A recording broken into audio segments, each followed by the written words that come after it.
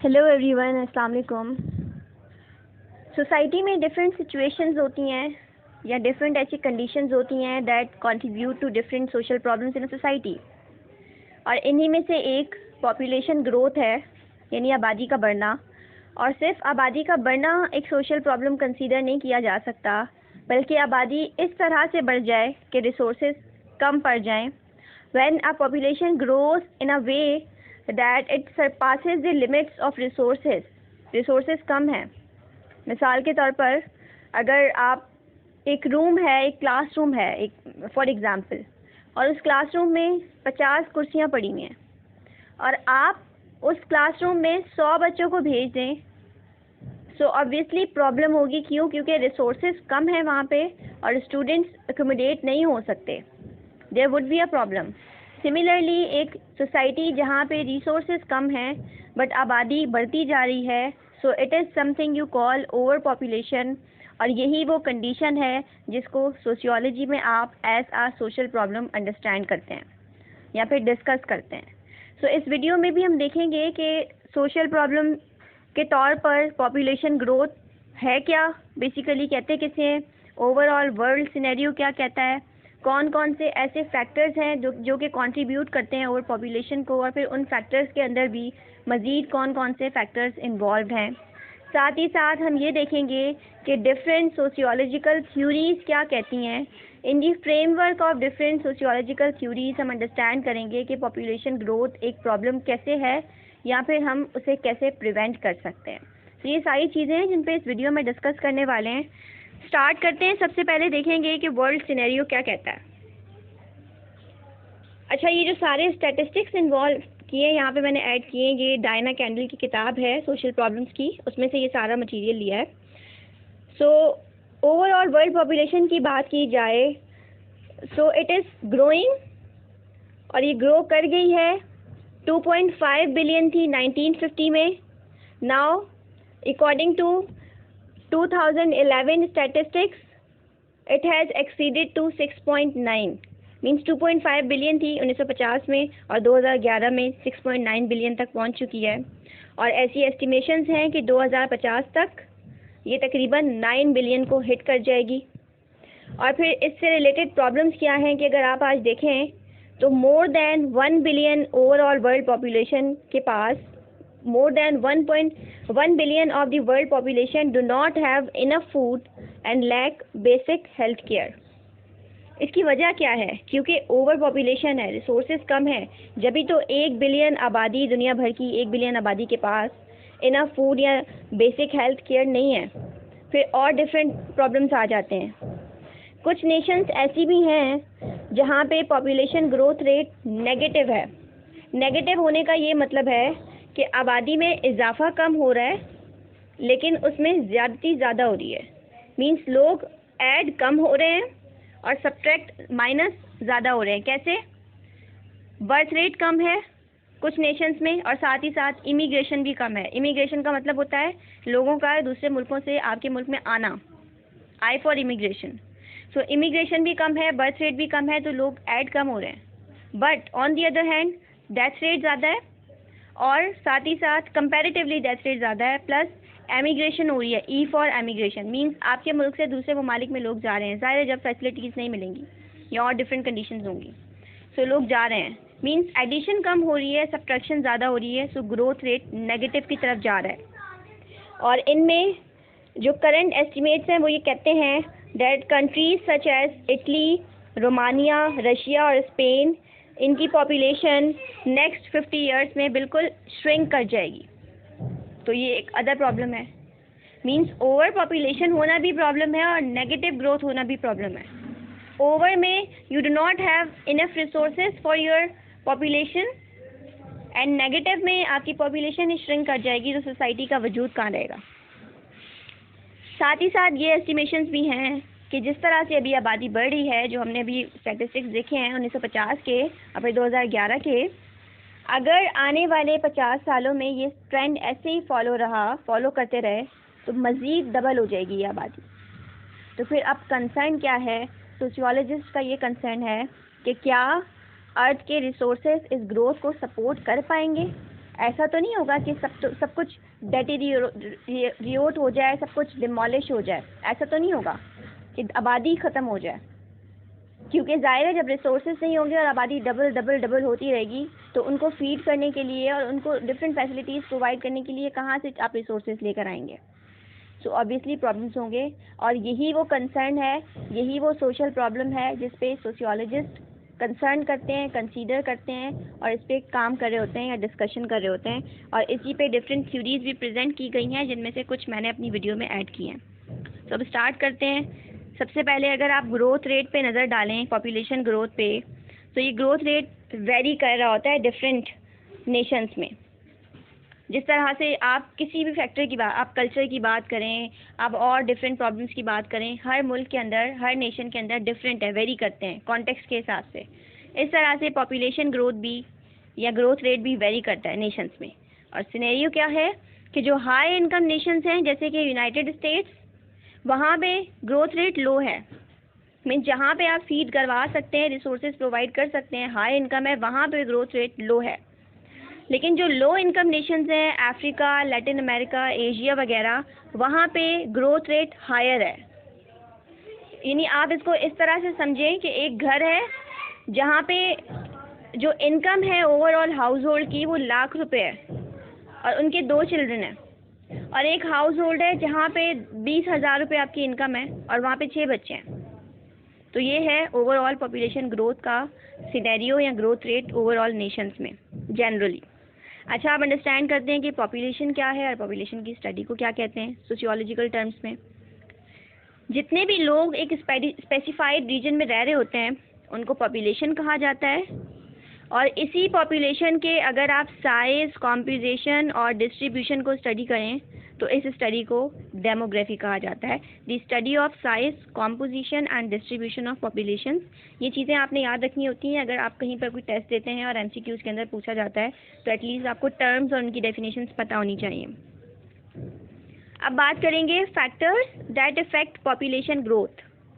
जैसे मैंने स्टार्ट में भी कहा था कि कोई सोशल प्रॉब्लम ऐसे ही तो इमर्ज नहीं होता, उसके पीछे कुछ फैक्टर्स इन्वॉल्व होते हैं। यहाँ पे if I relate sociological imagination, अगर आपने वो वीडियो नहीं देखी है तो आप ज़रूर विज़िट कीजिएगा कि आपके एक प्रॉब्लम के पीछे, आपकी सोसाइटी में एक सोशल प्रॉब्लम के पीछे इंडिविजुअल फैक्टर्स नहीं हैं बल्कि डिफरेंट सोशल फैक्टर्स हैं that contribute to that particular social problem.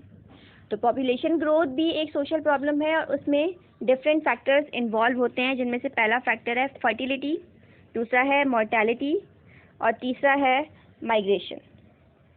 देखें, ग्लोबल पॉपुलेशन की अगर आप बात करें तो चेंजेस इम्पॉर्टेंट होते हैं बिकॉज चेंजेस का एक पावरफुल इन्फ्लुएंस होता है सोशल, इकोनॉमिक और पॉलिटिकल स्ट्रक्चर्स पे, विद इन सोसाइटीज़ भी और बिटवीन सोसाइटीज़ भी। मिसाल के तौर पे पॉपुलेशन ग्रोथ इम्बैलेंस जो है between high, middle and low income Nations, ये एक पोटेंशियल सोर्स है ग्लोबल कॉन्फ्लिक्ट का।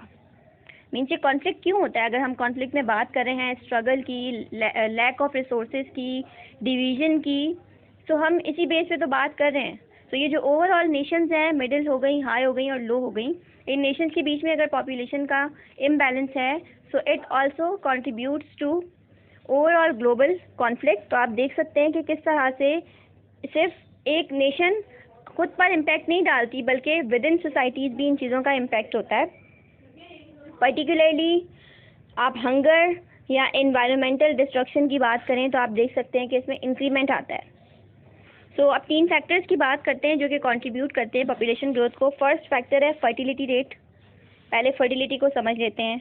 फर्टिलिटी रेट का मतलब है the number of children born to an individual और अ पॉपुलेशन, कितने बच्चे पैदा हो रहे हैं। और जो मोस्ट बेसिक मेजर है फर्टिलिटी को मेजर करने के लिए, उसका नाम है crude birth rate. Means crude birth rate एक मेजर है जिसके थ्रू आप फर्टिलिटी रेट को मेजर करते हैं। और क्रूड बर्थ रेट का मतलब है the number of live birth पर 1000 people in a population in a given year. एक साल में 1000 लोगों पे कितने बच्चों की बर्थ हो रही है पर 1000 पे, ये आपका फर्टिलिटी रेट कहलाता है, क्रूड बर्थ रेट। अच्छा, अब इसमें और मज़ीद सिनेरियोज देख लेते हैं कि कौन कौन से ऐसे फैक्टर्स हैं जो कि फर्टिलिटी रेट की तरफ जाते हैं या इसमें कंट्रीब्यूट करते हैं। देखें, वो ख़वातीन जिनके 6 या 7 बच्चे हैं, they tend to live in agricultural region. Means अगर फर्टिलिटी रेट हाई है या लो है, ये भी डिपेंड कर रहा होता है रीजन्स पे।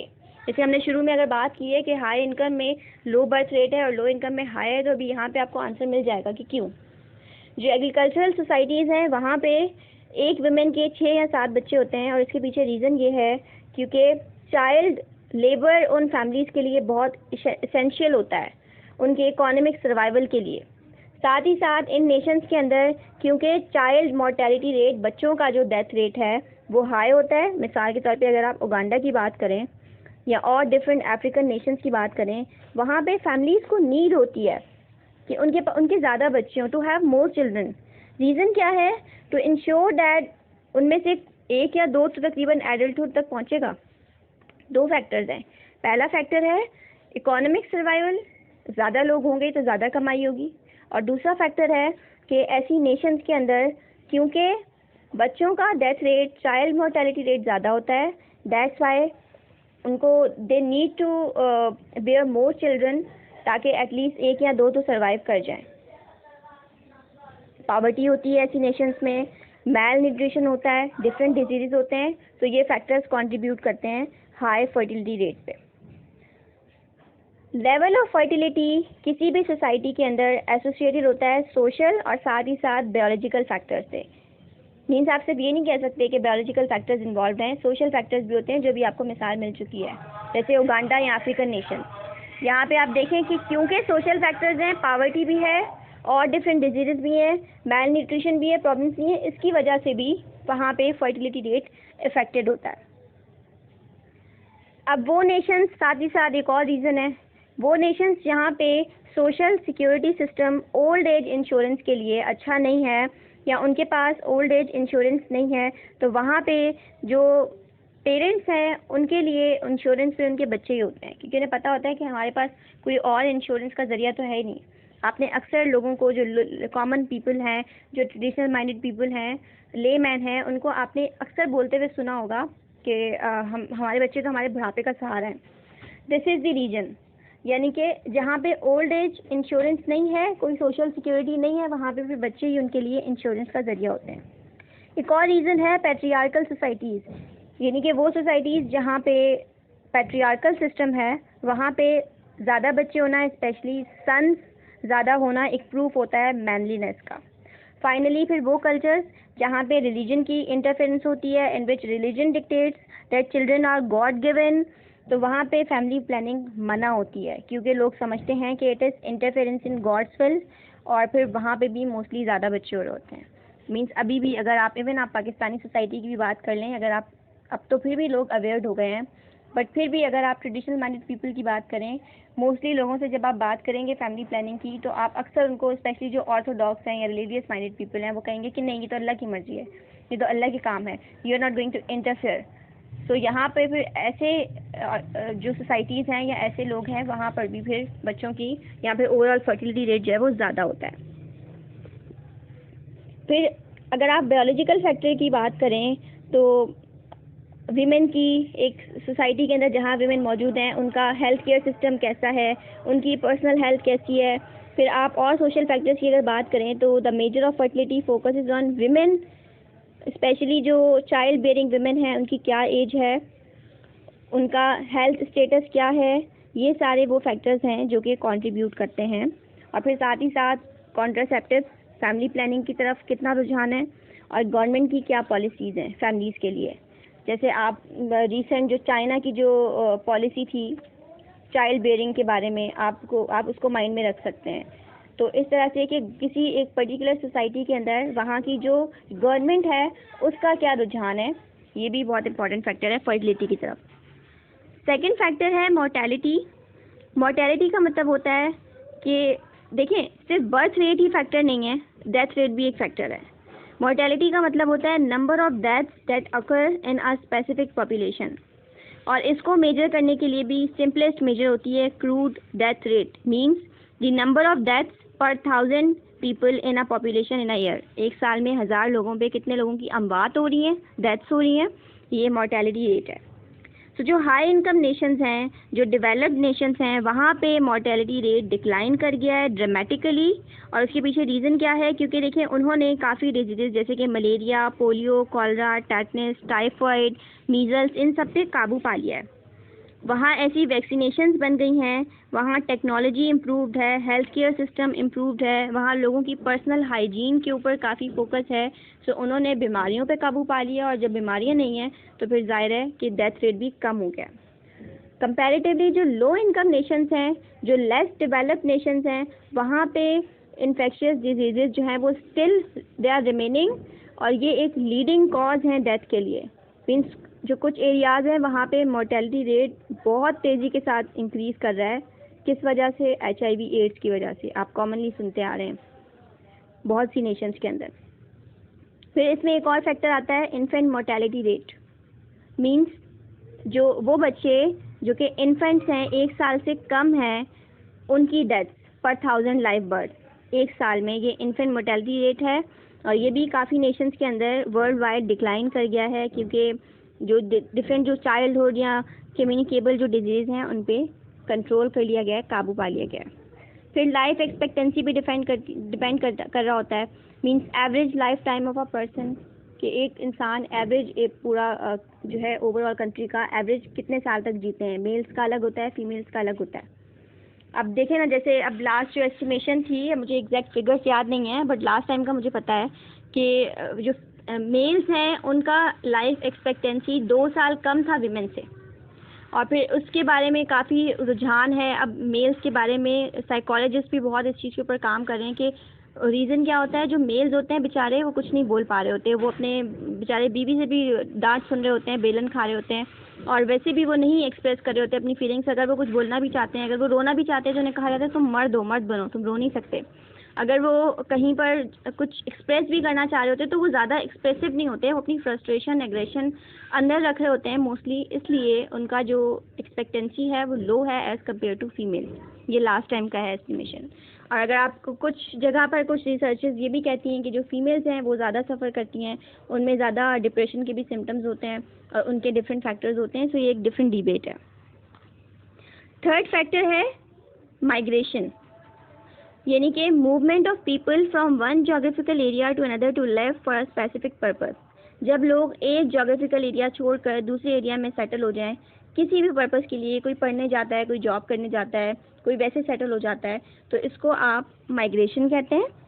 और माइग्रेशन 2 फॉर्म्स में होती है, जैसे स्टार्ट में भी डिस्कस किया था। एक होती है इमिग्रेशन, I फॉर, और एक होती है एमिग्रेशन, E फॉर। इमिग्रेशन का मतलब होता है जब लोग एक जोग्राफिकल एरिया में, एक एरिया छोड़कर आपके एरिया में इंटर हो रहे हो, और इमिग्रेशन का मतलब है जब एग्जिट हो रहा हो, मींस एक एरिया से लोग दूसरे एरिया के अंदर जा रहे हो। तो ये 2 फैक्टर्स हैं। अब इमिग्रेशन या एमिग्रेशन के अगर आप इफ़ेक्ट्स की बात करें, तो जो डेमोग्राफर्स हैं they compute the crude net migration rate, और इसका मतलब होता है नेट नंबर ऑफ माइग्रेंट्स, यानी कि टोटल इन माइग्रेंट्स को अगर आप टोटल आउट माइग्रेंट्स से माइनस कर दें पर 1000 पॉपुलेशन, तो इसमें आपको एक ही साल के अंदर इसमें आपको मिल जाता है कि भाई माइग्रेशन का क्या रेट है। और माइग्रेशन से भी ऑब्वियसली इम्पैक्ट आता है। देखिए ना, जब लोग अगर एक जगह पर आ रहे होंगे तो पॉपुलेशन बढ़ रही होगी, जा रहे होंगे तो माइनस हो रही होगी। फिर जब वो आ रहे होंगे उनको अकोमोडेट करना, उनको डिफरेंट फैसिलिटीज़ प्रोवाइड करना, प्रॉब्लम ऑफ सैनिटेशन, होमलेसनेस, और डिफरेंट एम्प्लॉयमेंट के प्रॉब्लम्स, और डिफरेंट सोशल प्रॉब्लम्स हैं जो कि अराइज होना स्टार्ट हो जाते हैं। सो ये 3 मेन फैक्टर्स हैं डेट कंट्रीब्यूट और इफेक्ट दी पॉपुलेशन ग्रोथ। मज़ीद इससे बात करते हैं पॉपुलेशन ग्रोथ और इसके इफ़ेक्ट्स क्या हैं सोसाइटी पे। देखिए, अगर आप इफ़ेक्ट्स की बात करें तो आपकी जो पॉपुलेशन डिस्ट्रीब्यूशन है ये बहुत मैटर करती है। पॉपुलेशन डिस्ट्रीब्यूशन या फिर पॉपुलेशन कॉम्पोजिशन, इसका मतलब होता है biological और social characteristics of a population including attributes such as age, sex, race, marital status, education, income, size of household। बस ये आपने याद रखना है इसको। ये सारी चीज़ें मैंने डिस्कस की हैं जो लिखी हुई भी हैं सामने स्लाइड पे, इनको आप कॉम्पोजिशन कहते हैं, पॉपुलेशन कॉम्पोजिशन। और इसका भी आपकी ओवरऑल सोसाइटी पे comparatively depending upon each attribute effect हो रहा होता है, जो कि एक अनदर डिबेट है। फिलहाल आप इस चीज़ को इतना याद रखिए। अब बात करते हैं मेजर थियोरेटिकल पर्सपेक्टिव्स की ऑन ओवर पॉपुलेशन। ये ज़्यादा इंटरेस्टिंग चीज़ है और मुझे बहुत इंटरेस्टिंग लगता है थ्योरीज को रिलेट करना। जब आप एक प्रॉब्लम समझ रहे हैं, पढ़ रहे हैं, तो वो तो ठीक है, आप कॉजेज़ पे इफेक्ट्स पे बात कर रहे हैं। ज़्यादा इंटरेस्टिंग तब लगता है जब हम डिफरेंट थ्योरीज को रिलेट कर रहे होते हैं और फिर उनको पढ़ के अपनी सोसाइटी के अंदर उसको अप्लाई कर रहे होते हैं, तब लग रहा होता है कि सोशियोलॉजी एक एप्लीकेबल डिसिप्लिन है और तब ज़्यादा इंटरेस्ट डेवलप होता है। तो जो पहला जो पर्सपेक्टिव है on over population, that is Malthusian perspective. देखिए, रैपिड पॉपुलेशन ग्रोथ या फिर ओवर पॉपुलेशन न्यू प्रॉब्लम्स नहीं है, बल्कि इनके कॉजेज़ और इनके सॉल्यूशंस पे तकरीबन 2 सेंचुरी से ज़्यादा हो गए हैं, इन पे लोग डिबेट करते आ रहे हैं। सो इसी तरह से 1789 में थॉमस मैल्थस, जो कि एक इंग्लिश क्लर्जीमैन है, एक इकोनॉमिस्ट हैं, इन्होंने एक ऐसे लिखा था पॉपुलेशन पे, जिसमें उन्होंने आर्ग्यू किया था दैट ग्लोबल पॉपुलेशन अगर उसको अनचेक्ड छोड़ा जाए, it would exceed the available food supply. इनका मेन जो फोकस था वो ये था कि अगर आप चेक एंड बैलेंस नहीं रखेंगे ग्लोबल पॉपुलेशन पे, तो वो बढ़ती जाएगी और इतना बढ़ जाएगी कि फूड सप्लाई कम हो जाएगा और पॉपुलेशन एक्सीड कर जाएगी। मज़ीद इनका कहना है कि पॉपुलेशन एक्सपेंड करती है ज्योमेट्रिकली, मीन्स 1 फिर 2 फिर 4, यानी डबल होती जा रही है, मल्टीप्लाई कर दें 1 2 4 8 फिर बस 16, फिर 16 को डबल कर दें, मीन्स पॉपुलेशन ज्योमेट्रिकल वे में एक्सपेंड हो रही है, जबकि जो फूड सप्लाई है वो एथमेटिकली एक्सपेंड हो रहा है, means 1 2 3 4 5 6। Food supply single numbers में हो रहा है और जो पॉपुलेशन है वो डबल होती जा रही है। तो आप देखें क्या सिनेरियो रहेगा, फिर वो एक्सीड कर जाएगी और डिफरेंट प्रॉब्लम्स होंगे। अच्छा, ये चेक की बात करते हैं। सो इन्होंने इस डिज़ास्टर से बचने के लिए 2 चेक्स प्रोवाइड किए हैं, एक है पॉजिटिव चेक और एक है प्रिवेंटिव चेक। और इस थ्योरी के अकॉर्डिंग अगर आप इन चेक्स को बरकरार रखते हैं एक सोसाइटी में पॉपुलेशन पे, तो आप इस डिज़ास्टर से काबू पा सकते हैं। अब वो चेक्स क्या हैं? पॉजिटिव चेक्स में आता है फेमाइन, डिजीज़, वॉर। पर मुझे ये कोई इतना इंटरेस्टिंग सा नहीं लगता है कि अगर आप वॉर या डिजीज़ की बात करें या फेमाइन की बात करें, तो फिर ये कौन सा तरीका हुआ पॉपुलेशन को कंट्रोल करने का? इससे तो और डिफरेंट प्रॉब्लम्स राइज होते हैं, आपकी इकोनॉमी के ऊपर इफेक्ट आएगा। अगर आप वॉर की बात करें और डिफरेंट प्रॉब्लम्स आएंगे। बहरहाल इस थ्योरी के अकॉर्डिंग पॉजिटिव चेक ये कहता है, और जो प्रिवेंटिव चेक्स हैं वो ये कहते हैं कि डिफरेंट जो कॉन्ट्रासेप्टिव्स हैं, लेट मैरिज करना, चाइल्ड बेयरिंग एज जो है उसको डिले करना, ये सारे वो प्रिवेंटिव चेक्स हैं जिनके थ्रू आप पॉपुलेशन को कंट्रोल कर सकते हैं, और ये फिर भी मुनासिब बात है। और इवन आज की सोसाइटीज़, जो मॉडर्न सोसाइटीज़ हैं या जहाँ पर लोगों का अवेयरनेस और एजुकेशन की तरफ ज़्यादा रुझान है, वहाँ पे ऑब्वियसली लोग करियर ओरिएंटेड होते हैं, सो उनकी मैरिज एज अपने आप अल्टीमेटली डिले हो ही जाती है। सो ये है मैल्थूजियन पर्सपेक्टिव। सेकंड पर्सपेक्टिव है न्यू मैल्थूजियन पर्सपेक्टिव, और इस पर्सपेक्टिव ने भी री एम्फेसाइज किया है डेंजर्स ऑफ ओवर पॉपुलेशन को। And according to this perspective, earth is a dying planet with too many people and too little food, compounded by environmental degradation and over consumption. इनके according earth जो है ना, वो एक ticking time bomb है, जहाँ पे पॉपुलेशन बढ़ती जा रही है और फूड सप्लाई कम है, और फिर साथ ही साथ ये जो पॉपुलेशन है इससे और डिफरेंट प्रॉब्लम्स हो रहे हैं, एनवायरमेंटल प्रॉब्लम्स, ग्लोबल वार्मिंग। आप पाकिस्तान में आप कराची की बात करें, ये जो लास्ट टाइम हम लोगों ने हीट स्ट्रोक है, ये सारी चीज़ें सफ़र की हैं अपने इन्वायरमेंट के ऊपर अगर आप बात करें, जिस पे मैं जो नेक्स्ट वीडियो बनाऊंगी इन्वायरमेंटल प्रॉब्लम्स पे, हर चीज़ डिटेल में डिस्कस करूँगी।